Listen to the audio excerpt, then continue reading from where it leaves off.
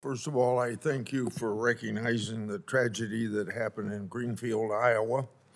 Probably, if you were watching morning television that's national, you would have seen it on television this very morning. So before we start, since the Senate is in session and I can't be in Iowa, I want to share my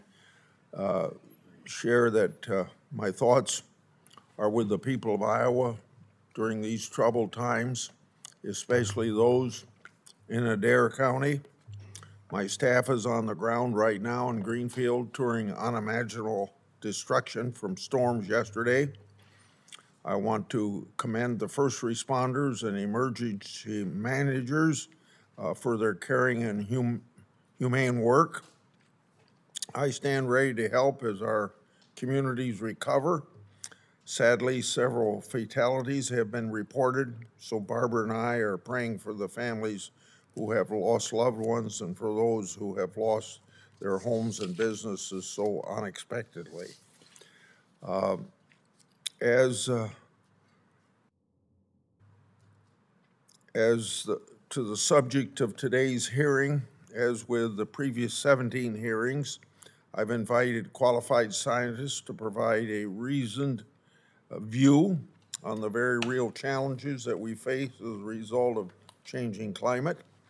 I welcome Dr. Pilkey to the committee, formerly a scientist at the National Center for Atmospheric Research. He'll tell us how the International Panel on Climate Change is uncertain as to the impact of climate change on drought. In fact, the IPCC has not detected strong trends in any of the three types of drought: meteorological, agricultural, or hydrological, in any region of the entire world. I also look forward to hearing from Dr. Castellano from Iowa State Department of Agronomy.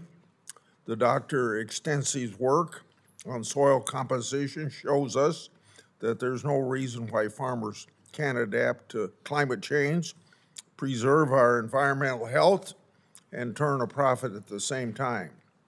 Rather than speculate on climate change doomsday, we Iowans prefer to confront problems head on. Drought is a problem that we know better than most Americans. I keep track of rain levels each week when I go home to the Grassley farm.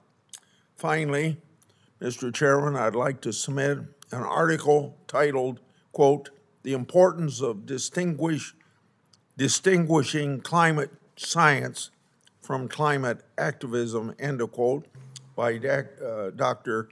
Buntgen of the University of Cambridge, and put that in the record. Without objection.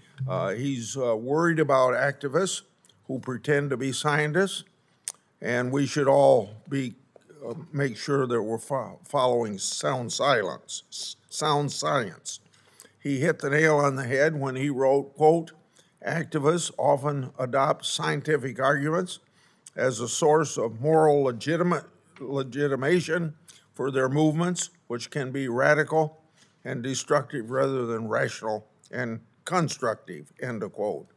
We've seen our fair share of activists testify before the Budget Committee on matters well outside of what this committee was set up to do. I welcome all of our witnesses today.